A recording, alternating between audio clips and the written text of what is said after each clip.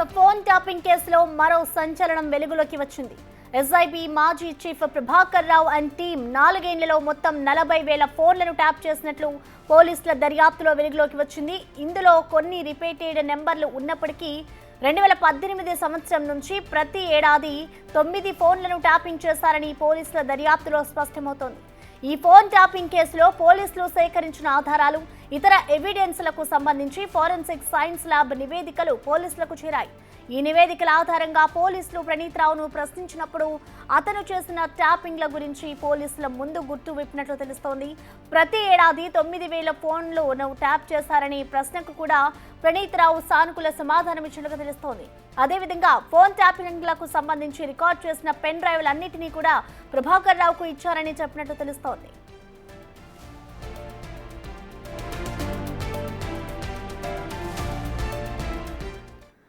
దీనికి సంబంధించిన పూర్తి డీటెయిల్స్ ని మా ప్రతినిధి సాగర్ లైవ్ ద్వారా అందిస్తారు. సాగర్, మనం చూస్తున్నాం ఇటు ఫోన్ ట్యాపింగ్ కేసుకు సంబంధించి రోజుకొక ట్విస్ట్ వెలుగులోకి వస్తూనే ఉంది.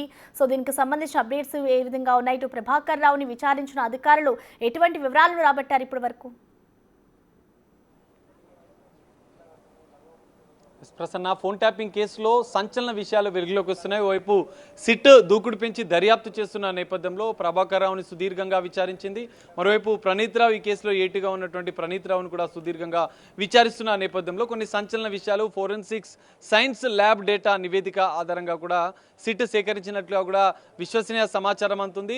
2018 నుంచి గత బీఆర్ఎస్ ప్రభుత్వ హయాంలో 2018 నుంచి 2023 దాదాపు 5 సంవత్సరాల వరకు 40,000 ఫోన్లకు పైగా ట్యాప్ అయినట్లుగా కూడా గుర్తించినట్లుగా కూడా తెలుస్తుంది. అయితే ఇందులో సంవత్సరానికి యావరేజ్గా 9,000 ఫోన్లు ట్యాప్ అయినట్లుగా కూడా గుర్తించింది. అంటే ఇందులో కొన్ని రిపీటెడ్ ఫోన్ నెంబర్స్ కూడా ఉన్నట్లుగా కూడా తెలుస్తుంది. అయితే ఇందులో కీలక రాజకీయ నేతలు, వారి సన్నిహితులతో పాటుగా బడా వ్యాపారవేత్తలు, ఐటీ కంపెనీల అధినేతలు, సినిమా ఇండస్ట్రీకి సంబంధించినటువంటి నేతలు, కొంత రియల్ ఎస్టేట్ వ్యాపారుల నెంబర్లు కూడా ఉన్నట్లుగా కూడా సిట్ ప్రాథమికంగా గుర్తించినట్లుగా కూడా తెలుస్తుంది. ఇప్పటి వరకు 5,000, 6,000 ఫోన్లు ట్యాప్ అయినట్లుగా కూడా మొదట అనుమానించిన సిట్ ఈ సంచలన విషయాలు ఫోరెన్సిక్ సైన్స్ ల్యాబ్ నివేదికలో, ఎఫ్ఎస్ఎల్ నివేదికలో వచ్చిన నేపథ్యంలో దీనిపైన మరింత లోతుగా మరింత దర్యాప్తు చేయనుంది సిట్.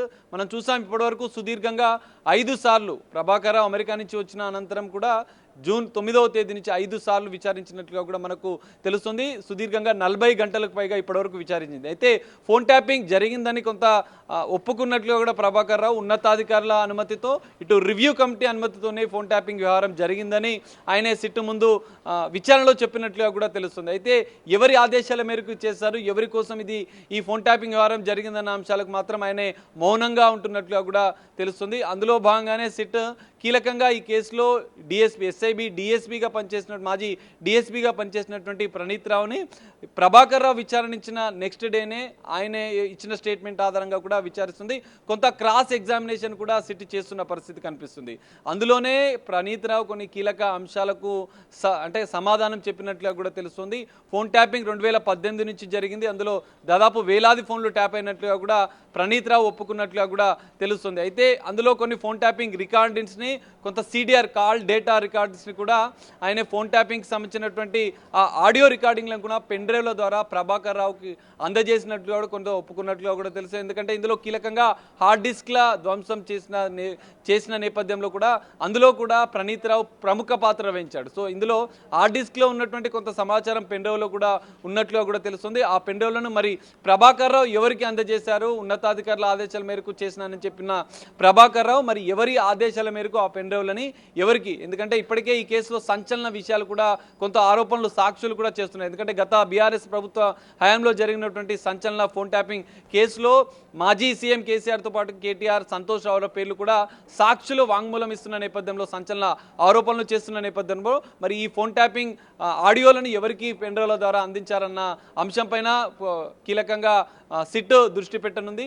మరి ఇప్పటికే రాజకీయ కుట్రలు, ఇటు ఫైనాన్షియల్కి సంబంధించిన వ్యాపారాలను బ్లాక్మెయిల్ చేశారన్న అంశాలు కూడా వెలుగులోకి వస్తున్న నేపథ్యంలో నిందితులకు సంబంధించినటువంటి ఆర్థిక లావాదేవీలు, బ్యాంక్ స్టేట్మెంట్లను కూడా సిట్ పరిశీలిస్తున్నట్లుగా కూడా తెలుస్తుంది. నిన్న 5 గంటల పాటు ప్రణీత్ రావుని విచారించిన నేపథ్యంలో ఆయన బ్యాంక్ స్టేట్మెంట్స్ కూడా సిట్ పరిశీలించినట్లుగా కూడా తెలుస్తుంది. మొత్తంగా మరికొన్ని సంచలన విషయాలు అయితే ఫోన్ ట్యాపింగ్ కేసులో వెలుగులోకి వస్తున్న నేపథ్యంలో ఎవరి ప్రమేయం ఉంది, ఎందుకంటే పెన్ డ్రైవ్లను ఎవరికి పంపించారు, ఎందుకంటే గతంలో గతంలో మనం చూసాం ఎమ్మెల్యేల కొనుగోలు కేసులో నందకుమార్తో పాటుగా మరికొంతమంది బీఆర్ఎస్ ఎమ్మెల్యేల ఫోన్లు ట్యాప్ అయ్యాయన్న ఆరోపణలు వచ్చిన నేపథ్యంలో దానికి సంబంధించి కూడా ఆ పెండ్రైవ్లను ఆడియోలను మాజీ సీఎం కేసీఆర్ ప్రెస్ మీట్లో నేరుగా ఆడియోలను వినిపించిన పరిస్థితి కనిపిస్తుంది. మరి ఆడియోలు ఎవరి ద్వారా వచ్చాయని కూడా నిన్న గోనె ప్రకాష్ కూడా కొన్ని సంచలన ఆరోపణలు చేసిన పరిస్థితి ఉంది. మరి ఈ పెన్ డ్రైవ్లను ఎవరికి పంపించారు అన్న అంశాలు వెలుగులోకి వస్తే ఈ కేసుకు సంబంధించినటువంటి చిక్కుముడి వీడే అవకాశం ఉంది. మరికొన్నిసార్లు ప్రభాకర్ రావును విచారించే అవకాశం ఉంది సిట్. అనంతరం కూడా మరికొన్ని సంచలన విషయాలు ఈ కేసుకు సంబంధించినటువంటి కీలక సూత్రధారుల పాత్ర పైన కూడా బయటికి వచ్చే అవకాశం అయితే కనిపిస్తుంది. Prasanna. Right Sagar, thank you.